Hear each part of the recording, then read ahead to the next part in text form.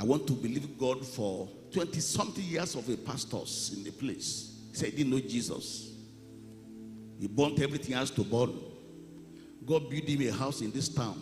I even supplied him some television programs and all these things to hear my TV programs of television program we did. She went to heaven rejoicing because she died at old age, because she fulfilled her destiny because of the hearing of the word of God.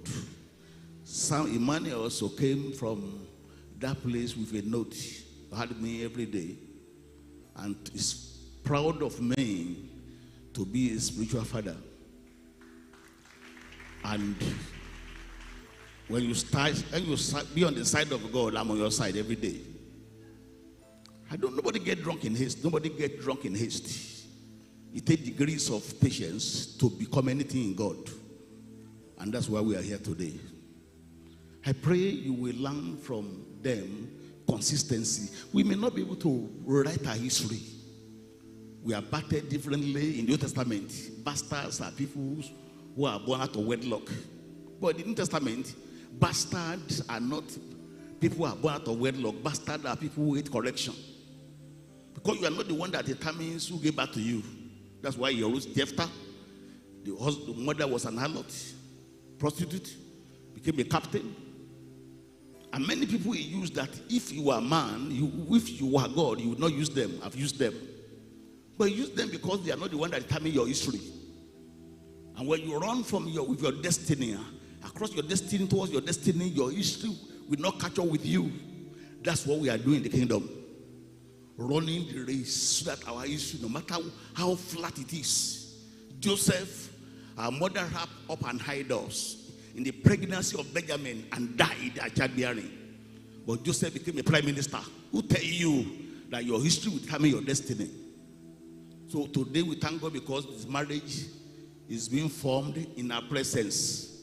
And God is starting on that phase with the Emmanuel and Biola, a glorious beginning. No matter the past, the ugliness of the past, the struggles in their past, he doesn't determine the ending. Don't write a man off. The Bible says, see the end of Job, that God is merciful. Many times people look at our today alone, or the hateful middle, the struggling part of our destiny. But that is not our issue. Our issue is don't write the story until it's ended. When we have a hand of insight and look back over the years, many things we cry about in those days. Things we will look back and rejoice because we can see the fingers of God in human life. God is the greatest potter. He knows what he's doing with our life. I pray that your days shall be like this or even on earth. And for those of you who have come to rejoice with them, I have very few words for you. Embrace your destiny. God means well for us. It is as bad as people think of it. People tell us everything is evil, the whole nation is coming to an end, everything is evil, nothing good can happen, but I say something good will happen. In fact, hear this from me.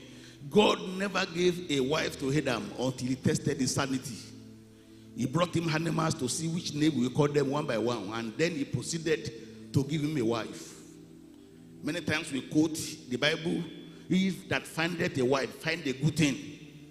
Look at it, Proverbs chapter 18, verse 22. People quote it everywhere, believer, unbeliever.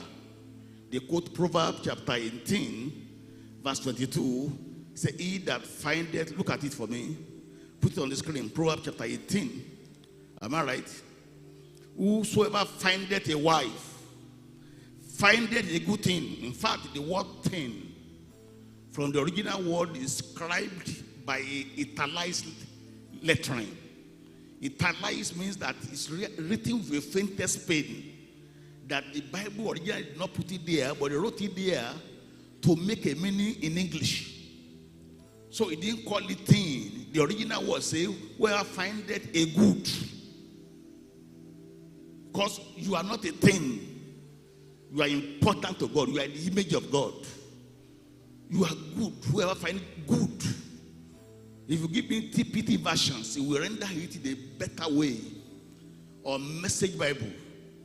When the man finds a wife, TPT, that's the Passion Translation, he has found a treasure. So, Emmanuel, You have found a treasure in Biola today. That's a treasure. For she is the gift of God to bring him joy and pleasure. But the one who divorces a good woman loses what is good from his house. Do you wonder when a woman is good and they become troubled every here and there, in-laws attack here and there, once he leaves the home of that man, the man comes down to zero. The 7 out of the 10 richest men in the world, they have broken homes. So if money and success make a good home, they ought to have a good home because they are the richest 10 people in the world. 7 of them, 70% fail. So if marriage is based on money and wealth, then there's no reason for the 7 out of 10 to fail. Plus Bill Gates, the last of the 7. But the one who divorces a good woman loses what is good from his house. To choose an adulteress is both stupid and ungodly. That's the Persian translation. But as good as that verse is, preceding verse 21, the reason for failure is that a man's sanity is noted first by what I know how to speak. You wonder how the proverb, Solomon the richest, the wisest in the human level, we write verse 22 after verse 21.